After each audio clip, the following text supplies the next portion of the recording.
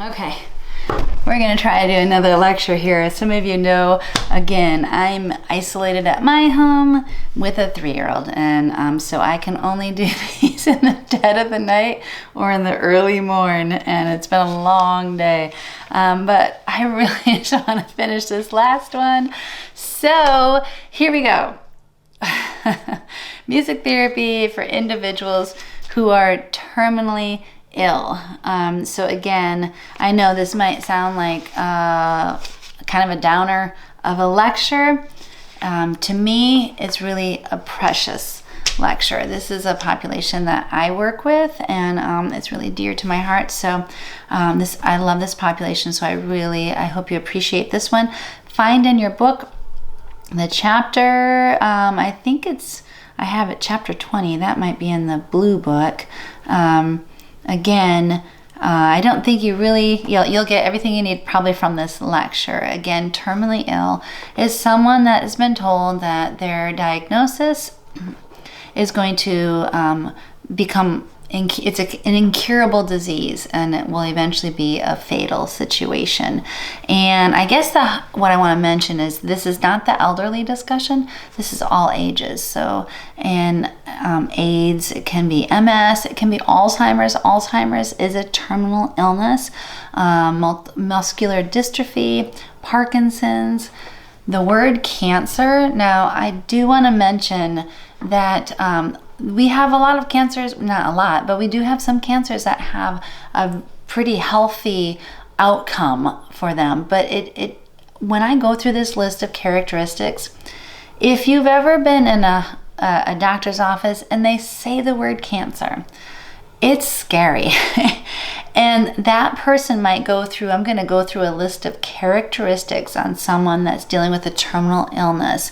And the tricky thing about terminal illness doesn't mean that you're going to pass away tomorrow. It could be that you have this condition for years. And so when I talk about these characteristics, you'll hopefully understand some of the challenges of having that as a diagnosis. So what I want you to do in your notes, we're just going to write down a list of common characteristics of anyone that is dealing with a terminal illness. Okay, so number 1 would be physical needs. So this could be relief of pain, and this pain could be due to the diagnosis, but it could also be due to the stress of the diagnosis. If you take on too much stress, and this is a stressful situation, your body will have more aches and pains just by the stress. So again, being able to do relaxation is such a great tool.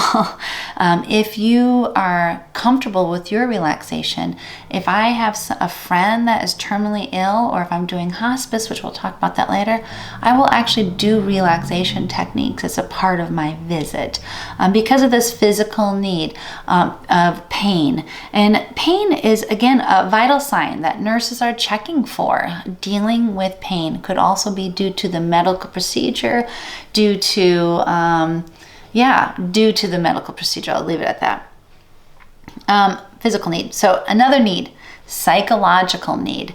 This is so interesting, but a person that is terminally ill still needs a healthy self-concept and a healthy self-esteem. This is something all of us need.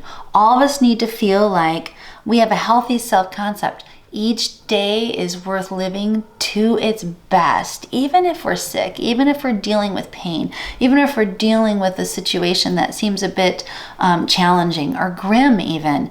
We all need a healthy self-concept that says, here I am, today's a day, and I want to make the best of it. Self-esteem means I'm worth having maybe a positive outlook. I'm worth having medical advances to work on me. A healthy self-esteem means that I'm worth having these challenging conversations even about, because I have a healthy self-esteem. Another psychological need would be that this person is probably dealing with depression and anxiety. So again, dealing with that fear, anxiety, dealing with anxiety, one of the biggest fears of someone that's terminally ill is the fear of what is death? What's going to happen to me? Also, the fear of being alone during death. And if this really strikes a chord for you, please, I want you to know that most of our hospitals here have programs called NODA, N-O-D-A, No One Dies Alone. Anyone can volunteer to be a NODA volunteer. And that means they'll let you in on a couple counseling. It's mostly about listening and just being present with someone that is close to the end of life stage and is alone. I work at the hospital. I will tell you, there are a lot of rooms where people are alone. Right now, yes, due to the social distancing, but even in general. So people have an anxiety of what is death? Will I die alone? And then the last one is, what happens to my family responsibilities? And everyone has this fear. Even a small child carries this fear of, well, what would happen if I pass away? You know, who's going to take care of the pets? Who's going to tease my big brother? Who's going to be the one that sits in grandpa's lap? So all ages have these similar fears. These are psychological needs. Another need, social needs. We are all social beings, even introverts. I'm an introvert, but we all still have social needs, especially when we're dealing with terminal illness. We still need companionship. And I have even done this. I have even had friends that are terminally ill, and I have felt uncomfortable even to go see them.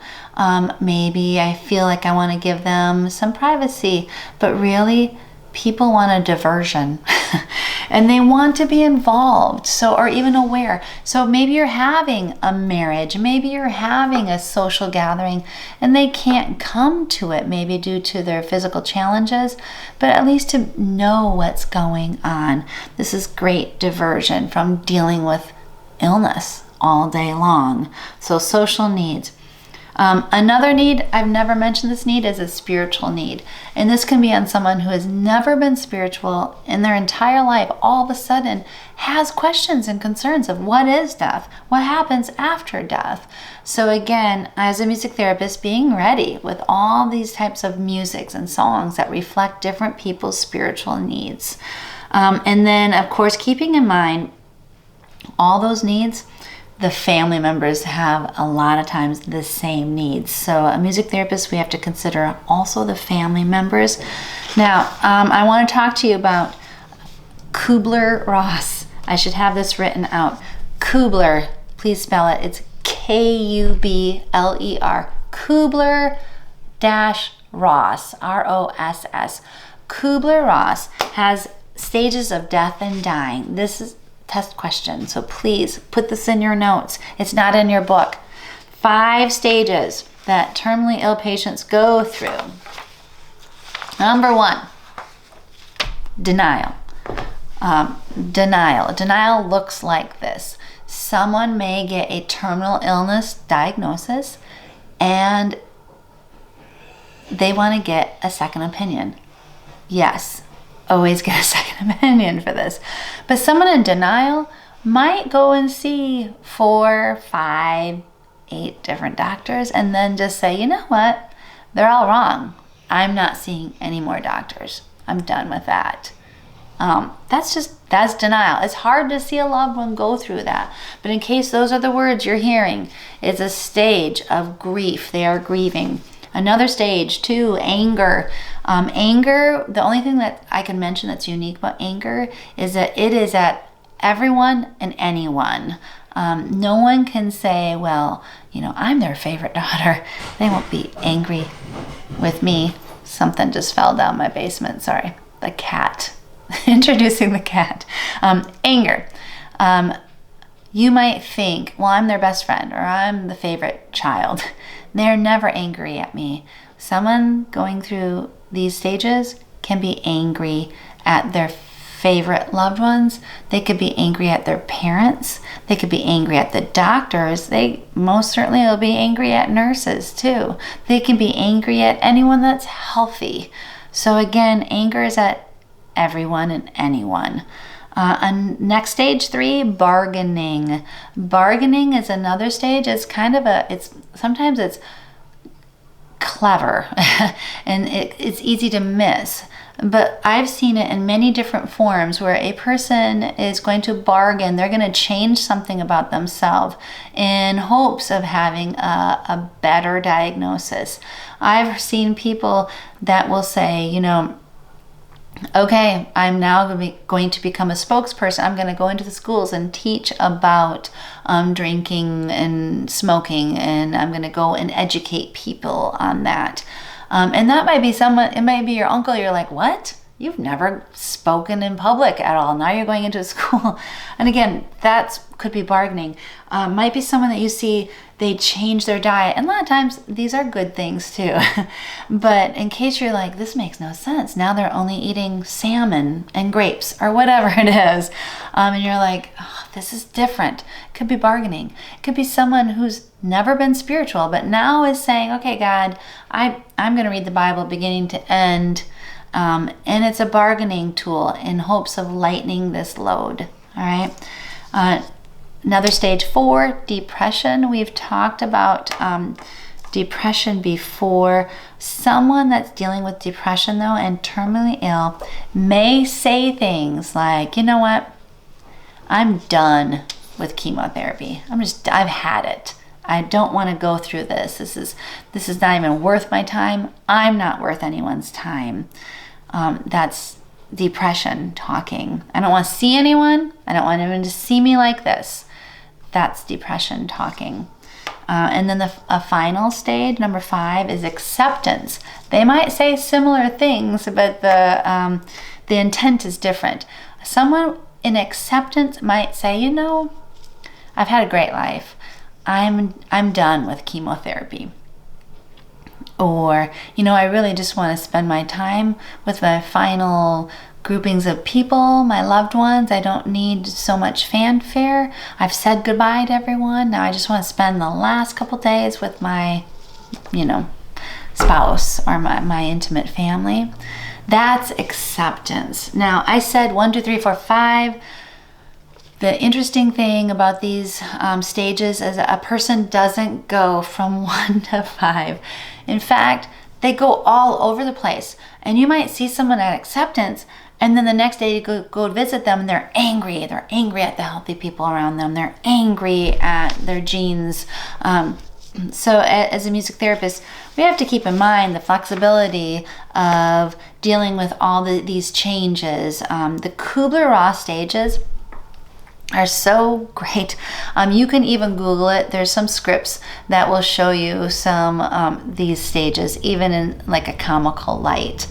But what they have found, though, is that after a loved one passes away, then the family members all get to go through these stages as well. And what they found is that if you get to see a loved one at acceptance for a very long time, a consistent time, the loved one is talking about funeral arrangements, they're talking about their responsibilities that they're leaving to other family members, like they're really talking about acceptance.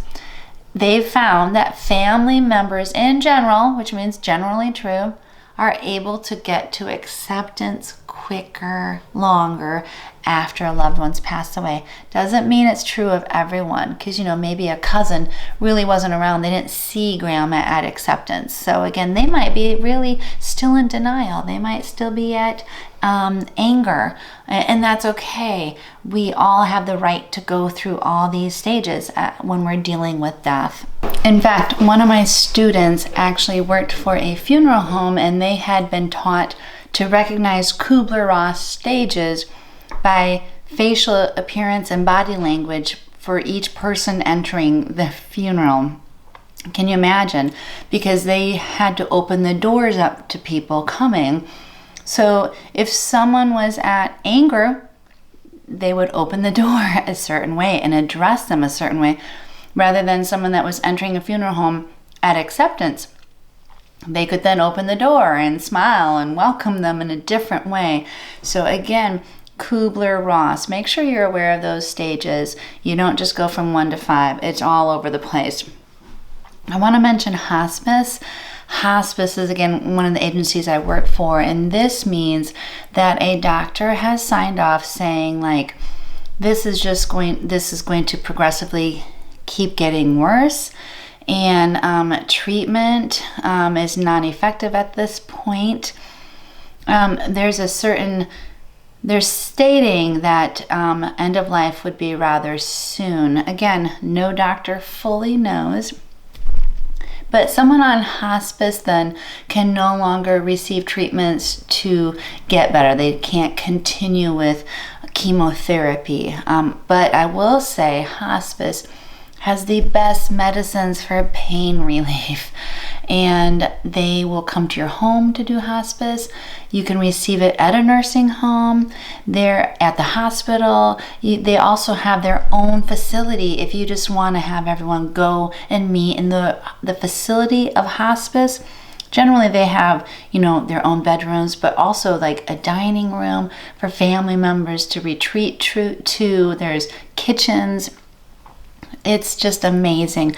And hospice workers will work with the family members as well after the loved one has passed away. So I just want to mention hospice is such a wonderful, amazing people work with hospice. I want to go through a list of special considerations. If you are considering doing this population for your individual group project, special consideration number 1, flexibility, which I mentioned. A music therapist must be flexible due to the constant changing of this population. They may be in denial. I might go to visit someone, they want to write an angry song about the nurses or the doctors, sorry. But, let them release that anger. I might go back the next day, bring in my drums, and no, they're at acceptance. They want to play on their funeral music. So again, just being aware. Also, being flexible with, you might go for your session and now there's like 8 family members there, rather than the day before there was maybe just the loved one or 1 family member. So constantly changing, being flexible. Another special consideration is the ongoing support to adjust to daily confrontation of death.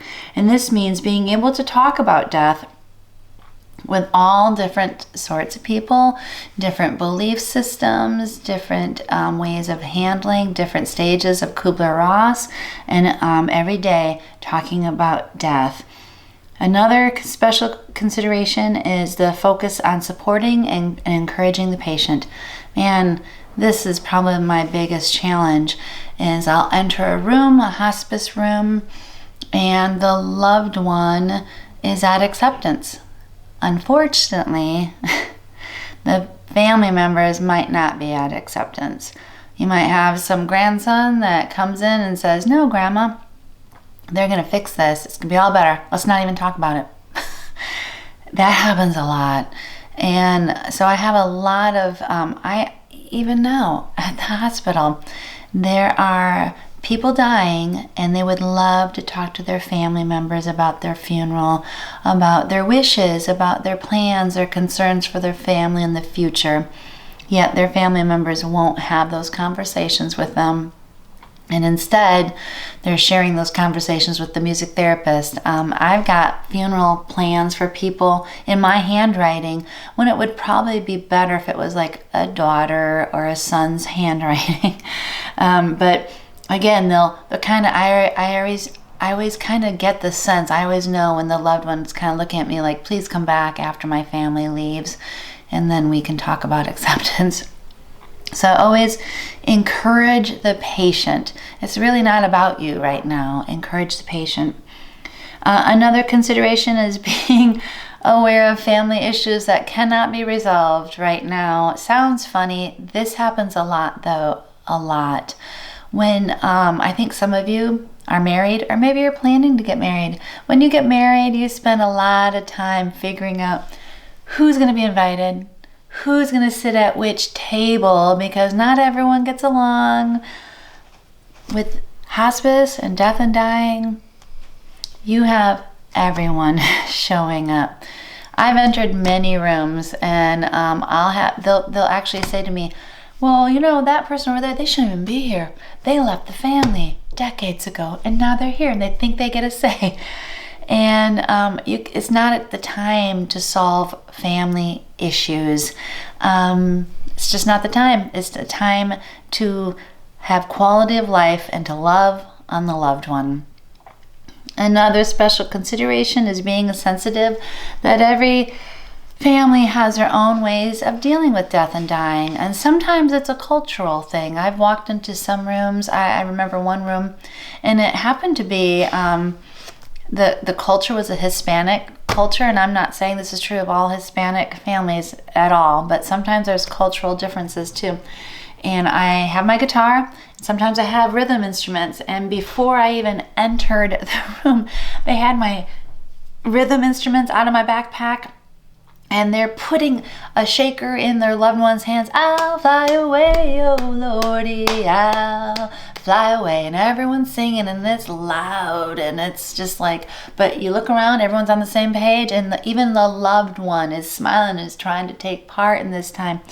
I remember walking out of that room, entering the next room, and I will say too, this happened to be an Asian family, but doesn't have to mean that all Asians are this way. It just happened to be.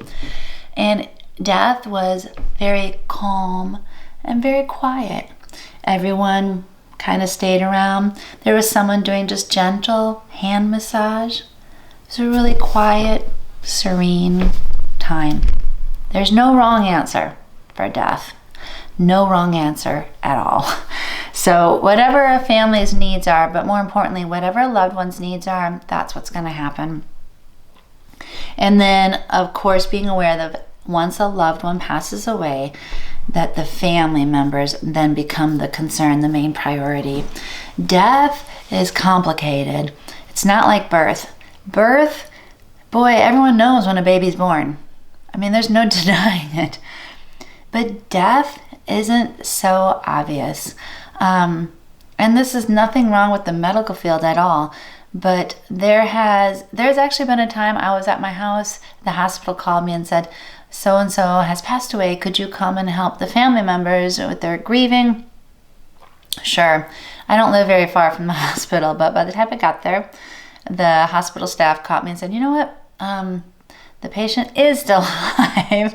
And that could sound bad medically, but it's just a confusing time where you've got family members that are listening for the last cough. And a lot of times death and dying of someone passing away is holding a lot of tightness in their body, and they might be rigid or maybe just very, very, very calm, and it gets very confusing. And so you have a lot of people with stress, and a lot of people that are so concerned, and yet it's so unknown and very scary. I don't think I've ever really been denied entering a room when someone says, hey, can I be here with you all? And can we just share this time together, maybe with music, maybe music that brings a family together? It's always been well received. And there's been times I know I've done music, and the loved one has passed away during the music, and it's okay. And a lot of times we'll just continue on, like life doesn't stop for the rest of us, and these songs were for family unity, so now they all grieve together. So it really is a cherished, blessed opportunity. And so music is hearing is the last sense to leave a body. So even a patient who maybe is not responsive verbally, again, remember, if your body's around wavelengths, around the physical happening of music, blood pressure, body temperature, brain waves are all responding still. So hearing is the last sense. So why not have music present for this time of life, quality of life until the end of life? All right, there you have it. Blessings, everyone.